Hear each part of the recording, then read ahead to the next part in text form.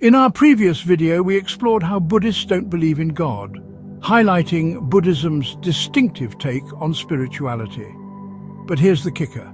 This wasn't just unique, it was revolutionary. Imagine living in an era when religions ruled with fear, threatening divine punishment if you didn't comply. The debate over which God was the one true God wasn't just ideological, it was life-altering. Then out of nowhere, Buddha steps in with an entirely different message. Keep your gods. Just try these practices and see if they work for you. This wasn't just bold, it was a game changer. Religious leaders thought he was out of his mind, but his approach fundamentally redefined how people viewed religion and spirituality forever. Now imagine if this idea wasn't just about ancient wisdom, but something we could use right now to make sense of our divided world. What if the tools Buddha offered could help us not only find peace, but also strengthen our connections with others? And what if those same tools could bridge gaps we think are unbridgeable today? Let's unravel how this revolutionary idea unfolded and how it still resonates in the modern world. Let's rewind to ancient times. Back then, religions weren't just about what you believed, they were life or death decisions. Pick the wrong god and you risked exile, divine punishment, or worse. It was a world where every tradition screamed, "We're the only way," and choosing incorrectly could have devastating consequences. This wasn't just a matter of personal faith, it was about survival, status, and community. Then, out of nowhere, Buddha came along and said something radical. Keep your gods. Just try these practices and see what happens. Imagine hearing that in a society where questioning tradition could get you ostracized. The idea wasn't just shocking, it was heretical. Buddha's message didn't stop at offering freedom from religious rigidity. It also gave people something incredibly rare at the time, a sense of personal agency. Think about it. In a world dominated by priests, rulers, and dogmas dictating every aspect of life, the idea that you could test something for yourself was groundbreaking. It was an invitation to step out of fear and into experimentation. What Buddha was really saying was, "You're not powerless. Try this and see what works for you." That wasn't just revolutionary, it was empowering on a deeply human level. Here's where it gets wild. While most religions were busy drawing lines in the sand, Buddhism started building bridges. In China, Buddhist teachers didn't show up and say, "Your beliefs are wrong." Instead, they said, "Your ideas about harmony with nature, perfect. Here's how meditation can deepen that connection." In Japan, temples allowed people to honor both Buddhist and Shinto traditions in the same space. Imagine one building housing two religions without conflict. That's not just coexistence, it's innovation. Think about what it takes to make that kind of connection. It's not about compromise, it's about finding shared values. Instead of focusing on differences, Buddhism found common ground, turning potential conflicts into opportunities for growth. And in a time when everyone else was busy saying only our way is the right way, Buddhism's openness was like fresh air. It wasn't just tolerance, it was respect, a willingness to embrace what others had to offer. It showed that you didn't have to tear down someone else's beliefs to strengthen your own. Imagine the kind of trust that builds in a community where beliefs are not threatened but enriched by diversity. So how did Buddha pull this off? It all starts with a question that flipped the script. Picture this. A group of priests confront Buddha ready to debate. They've got their sacred texts memorized, their arguments polished. But Buddha doesn't argue. Instead, he asks, "Has following your practices ended your suffering?" Boom. Silence. No one had ever asked that before, and when the priests admitted they were still struggling, Buddha didn't mock them. Instead, he offered to share tools that might help. But Buddha wasn't there to tear things down. He was there to offer something better. He didn't demand people abandon their beliefs. Instead, he was inviting them to think about results, not just rituals. Imagine how empowering that must have felt, to know that your spiritual journey could be about what works for you, not what others insist is right. It wasn't rebellion, it was liberation. And it planted the seeds for a movement that would redefine how people thought about faith and practice for generations to come. Here's where Buddha's genius really shines. He didn't tell people to abandon their beliefs.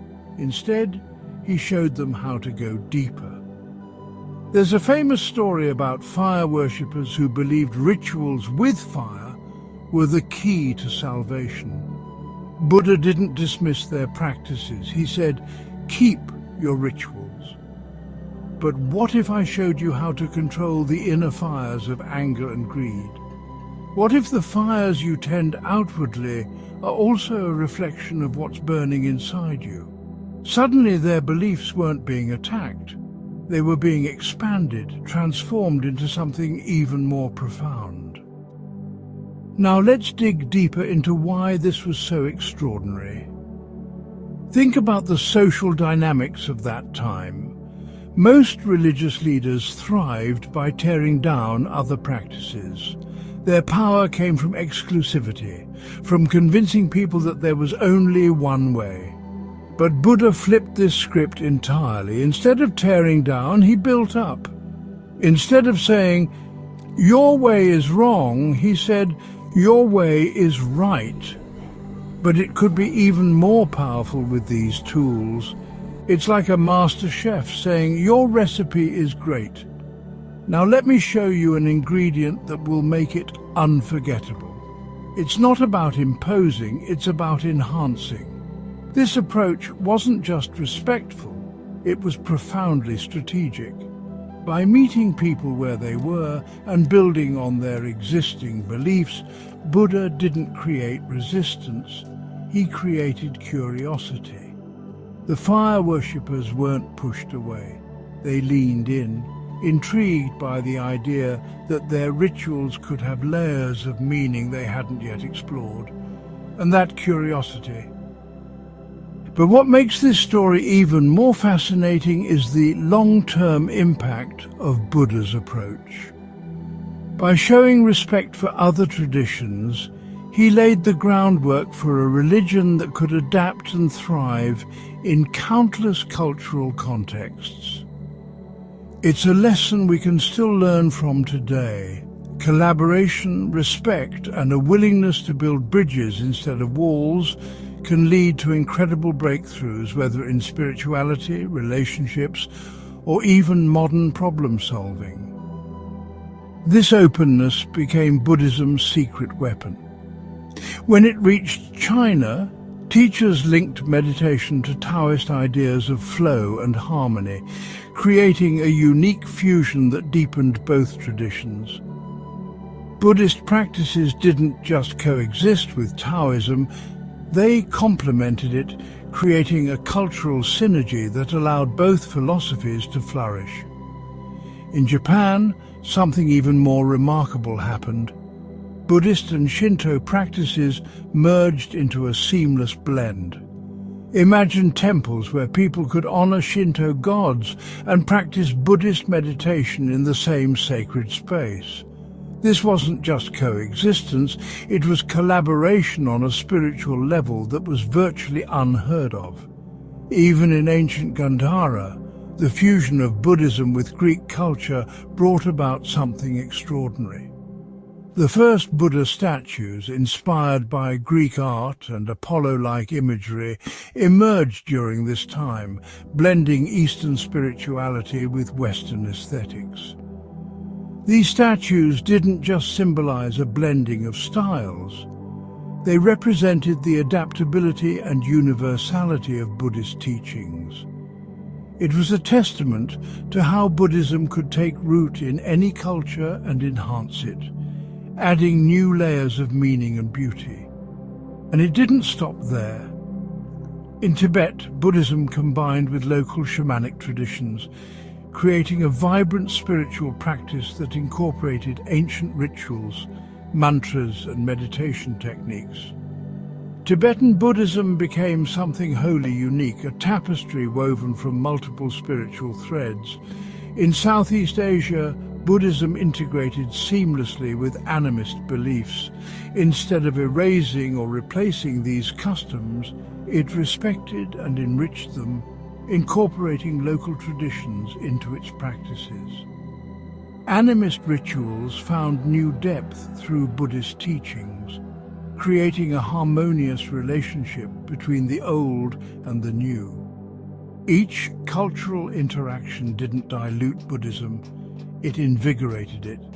These connections made Buddhism more vibrant and diverse, allowing it to thrive in countless forms. From the serene Zen gardens of Japan to the intricate prayer flags of Tibet, Buddhism became deeply rooted in the cultures it touched, yet remained refreshingly dynamic. It showed that spiritual growth doesn't have to come at the cost of tradition. Instead, it can build upon it, creating something even more profound. This adaptability and respect for local customs ensured Buddhism's longevity and universal appeal, offering timeless lessons in how openness can lead to extraordinary transformations. Fast forward to today, and you see the same pattern repeating itself across a wide range of environments. Silicon Valley has embraced Buddhist mindfulness practices as a cornerstone for boosting focus and creativity in the tech world, helping workers manage stress and think more clearly. Hospitals and healthcare facilities have adopted meditation techniques to assist patients in managing chronic pain, anxiety, and even recovery from surgeries.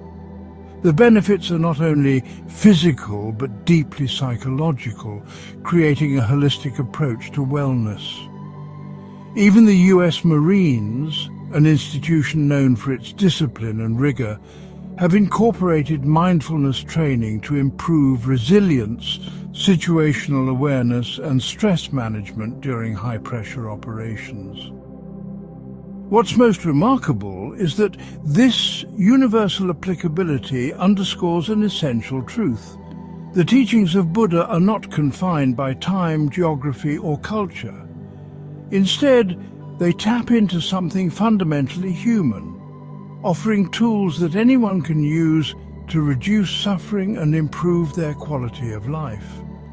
Whether it's a tech entrepreneur in California or a monk in a monastery, the principles remain the same, adaptable to anyone's unique journey. So why did this approach work when so many others failed? 3 reasons. Focus on results. Buddha didn't argue over who was right. Instead, he asked a simple yet profound question: what reduces suffering? This practical focus shifted the conversation from theoretical debates to real-world outcomes. Buddha's teachings weren't about proving superiority, but about finding solutions that genuinely helped people. Meet people where they are. Instead of dismissing other beliefs, Buddha built on them. He saw value in what people already practiced and found ways to enhance their traditions. By doing so, he avoided conflict and created a foundation for collaboration. This approach made his teachings accessible and adaptable to diverse cultures and spiritual frameworks. Truth through experience. Buddha emphasized that truth isn't something you're told, it's something you experience firsthand. Like tasting honey instead of just hearing about it, his teachings encourage people to test and validate ideas in their own lives. This experiential approach made his message universally relevant. Now, imagine how different the world could be if more people adopted this mindset. What if, instead of fighting over who's right, we focused on what works? Think about the time we spend debating, defending, and drawing lines. Now, imagine redirecting that energy toward building connections, solving problems, and improving lives. The potential is transformative. One of the best examples of this approach is Emperor Ashoka of India. After converting to Buddhism, Ashoka embraced its principles on a national scale. He built temples for all religions in his empire, not just Buddhism. Imagine that level of inclusivity, a ruler who didn't use religion to consolidate power, but to promote freedom and harmony. In an era when most leaders wielded faith as a tool for control, Ashoka's actions were nothing short of groundbreaking. Ashoka's reign wasn't just about temples or monuments, it was about fostering an environment where everyone could thrive. He implemented policies of non-violence, environmental conservation, and social welfare, all rooted in Buddhist values. These efforts weren't just revolutionary, they were transformative, setting a precedent for leadership based on compassion and inclusivity. Ashoka's example shows us that true leadership isn't about forcing others to follow you. It's about creating spaces where diverse ideas and practices can coexist and flourish. It's a lesson that resonates now as much as it did thousands of years ago. Imagine if modern leaders adopted this approach. How different might our world look today? Here's something to try this week. Talk to someone from a different faith or background. Ask them what practices bring them peace or meaning. You might discover something that enriches your own life, who knows? You might even find new tools for your journey. And don't stop there. Experiment with these ideas in your own life. Try a mindfulness practice or explore a tradition you've always been curious about. The goal isn't to change who you are, it's to grow. Buddha's genius wasn't just in what he taught, but in how he taught it, with openness, respect, and a focus on results. That's why Buddhism continues to inspire people across cultures and traditions. So what will you take from this? How can you use these insights in your own life? Share your thoughts in the comments. And if this sparked something in you, hit that like button and subscribe for more stories that make you think differently. If today's video gave you something to think about, stick around for the next episode. We'll be talking about 10 Buddhist principles so that nothing can affect easy techniques you can start using right away to feel calmer, more focused, and less stressed. Make sure to check it out. See you next time.